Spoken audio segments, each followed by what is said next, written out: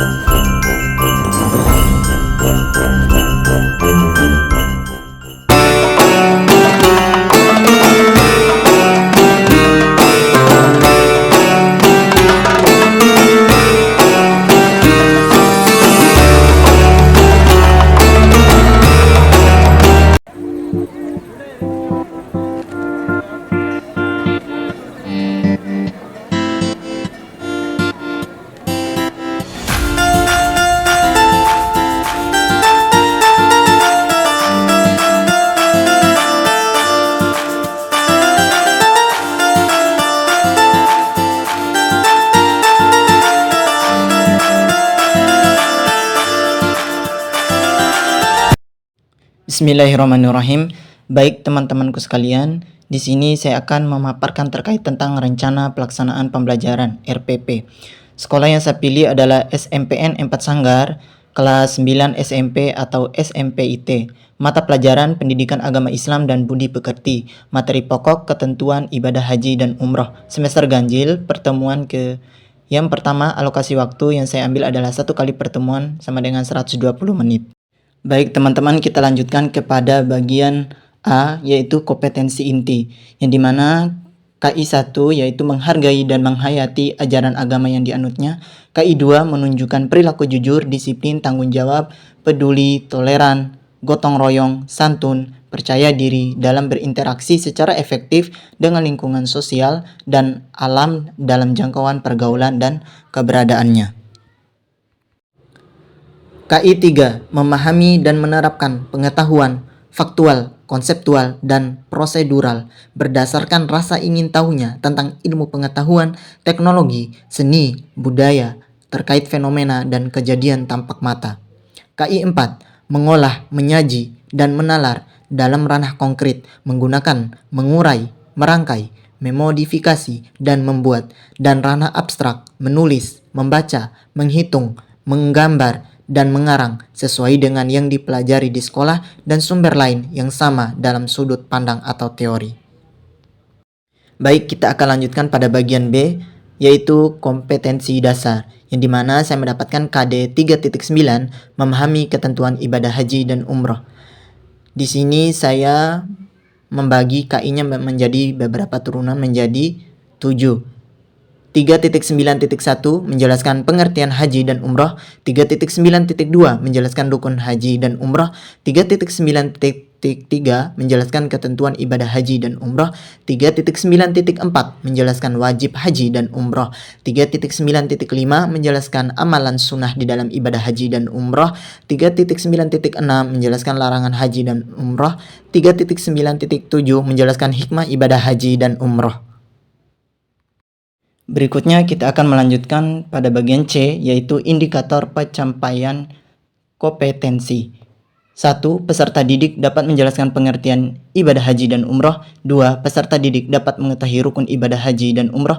3. Peserta didik dapat menjelaskan ketentuan ibadah haji dan umroh. 4. Peserta didik dapat menjelaskan wajib bagi umat muslim untuk ibadah haji dan umroh. 5. Peserta didik dapat menjelaskan amalan sunnah dalam ibadah haji dan umroh.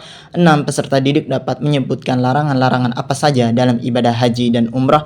7. Peserta didik dapat menjelaskan hikmah dari ibadah haji dan umroh. Baik, kita lanjutkan pada bagian D, tujuan pembelajaran. 1. Peserta didik dapat menyebutkan C1, rukun ibadah haji dan umroh dengan baik dan benar. 2. Peserta didik dapat menjelaskan C2, pengertian ibadah haji dan umroh dengan baik dan tepat. 3. Peserta didik dapat menjelaskan C2, ketentuan ibadah haji dan umroh dengan baik dan benar.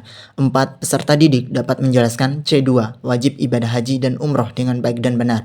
5. Peserta didik dapat mengetahui C1, amalan ibadah haji dan umroh dengan baik dan tepat. 6. Peserta didik dapat menyebutkan C1, larangan ibadah haji dan umroh dengan baik dan benar. 7. Peserta didik dapat mengetahui C1, hikmah dari ibadah haji dan umroh dengan baik dan benar. Baik, kita lanjut pada pembahasan materi. Pengertian ibadah haji dan umroh. Berikutnya kita lanjut pada pembahasan A. Ibadah haji. Ibadah haji merupakan salah satu bentuk ibadah umat Islam selain syahadat, sholat, puasa, dan zakat. Pengertian haji adalah berkunjung ke Baitullah untuk melakukan ibadah pada waktu dan cara tertentu bagi umat Islam yang mampu baik secara fisik maupun finansial. B. Umroh. Secara bahasa, pengertian umroh adalah berkunjung ke suatu tempat. Sementara itu, dalam istilah fikih, umroh berarti melakukan serangkaian ibadah yang terdiri dari tawaf, sa'i, dan diakhiri dengan tahallul. Hukum melakukan ibadah umroh adalah sunnah. Rukun ibadah haji dan umroh. A. Rukun ibadah haji. Menurut mazhab Syafi'i, ada 6 rukun ibadah haji, meliputi 1. Ihram, 2. Wukuf, 3. Tawaf ifadah, 4. Sa'i, 5. Tahallul, 6. Tertib. B. Rukun ibadah umroh. 1. Niat ihram, 2. Tawaf, 3. Sa'i, 4. Memotong rambut kepala, 5. Tertib dilaksanakan secara berurutan. Ketentuan ibadah haji dan umroh. A. Ketentuan ibadah haji. 1. Islam, 2. Balik, 3. Berakal, 4. Merdeka, 5. Mampu, 6. Ada kendaraan saat berhaji, 7. Perjalanannya aman saat berhaji. B. Ketentuan ibadah umroh. 1. Beragama Islam, 2. Sudah balik atau dewasa, 3. Berakal sehat, 4. Merdeka, 5. Mampu, 6. Harus ada mahramnya bagi perempuan. Dasar hukum atau dalil melaksanakan ibadah haji dan umroh. A. Dasar hukum wajib melaksanakan ibadah haji. Di dalam Quran Surah Ali Imran ayat 97 yang berbunyi, A'udzu billahi minasy syaithanir rajim. Bismillahirrahmanirrahim. Fihi ayatun bayyinatun maqamu Ibrahim wa man dakhalahu kana aminan. Walillahi 'alan nasi hajjul baiti man istata'a ilaihi sabila wa man kafara fa innallaha ghaniyyun 'anil 'alamin. Artinya, Di dalamnya terdapat tanda-tanda yang jelas, di antaranya makom Ibrahim. Siapa yang memasukinya, Baitullah, maka amanlah dia. Di antara kewajiban manusia terhadap Allah adalah melaksanakan ibadah haji ke Baitullah, yaitu bagi orang yang mampu mengadakan perjalanan ke sana. Siapa yang mengingkari kewajiban haji, maka sesungguhnya Allah Maha Kaya, tidak memerlukan sesuatu pun dari seluruh alam. Quran Surah Ali Imran ayat 97. B. Dasar hukum ibadah umrah. Di dalam Quran Surah Al-Baqarah ayat 96 yang berbunyi, A'udzu billahi minasy syaithanir rajim. Bismillahirrahmanirrahim. Wa atimmul hajja wal umrata lillah. Fa in ahsirtum famastaysara minal hajj. ولا تحلقوا رؤوسكم حتى يبلغ الحج مهلة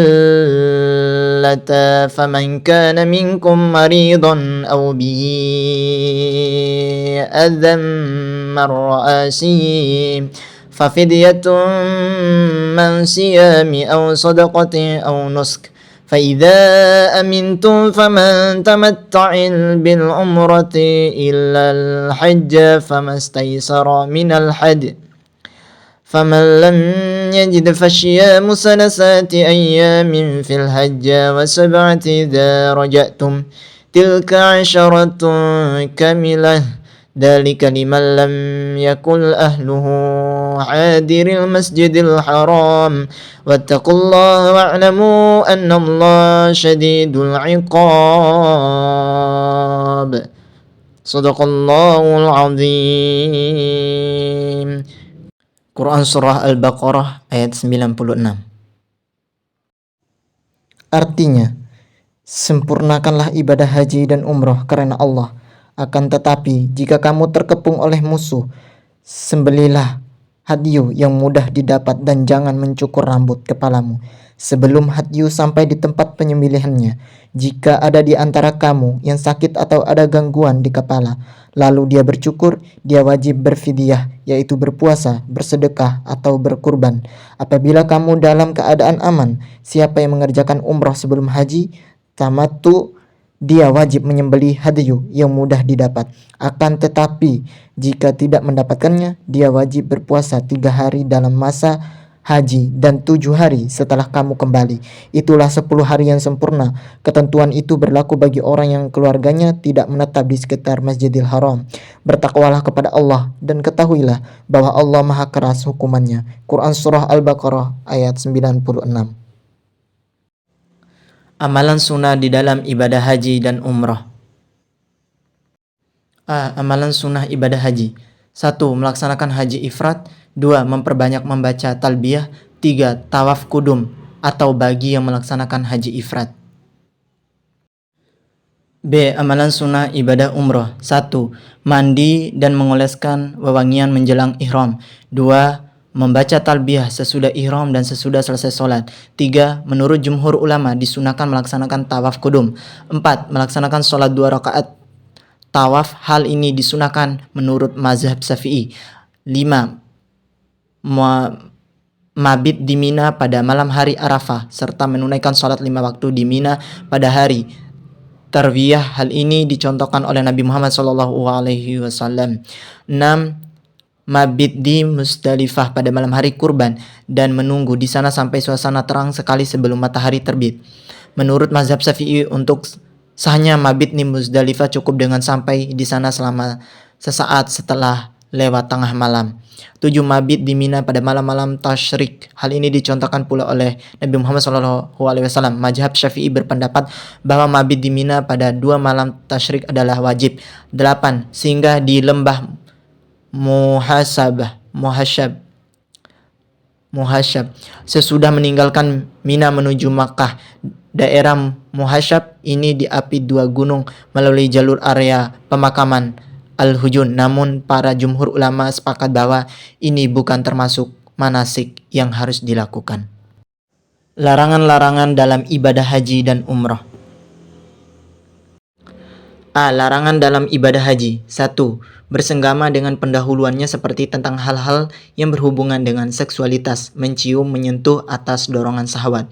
2. Berbuat maksiat dan melakukan kejahatan yang mengakibatkan penyelewengan dari ketaatan Allah Subhanahu wa taala. 3. Berselisih dengan orang lain. 4. Memakai pakaian penjahit bagi laki-laki, sementara wanita tidak boleh memakai sarung tangan dan cadar. 5. Memotong kuku. 6. Mencukur atau menghilangkan rambut atau bulu. 7. Melangsungkan akad nikah baik dirinya atau orang lain sebagai wali maupun menjadi wakil nikah. 8. Memakai wangi-wangian berlaku bagi perempuan atau laki-laki, baik di badan atau di pakaian. 9. Berburu binatang. 10. Memakan hewan hasil buruannya.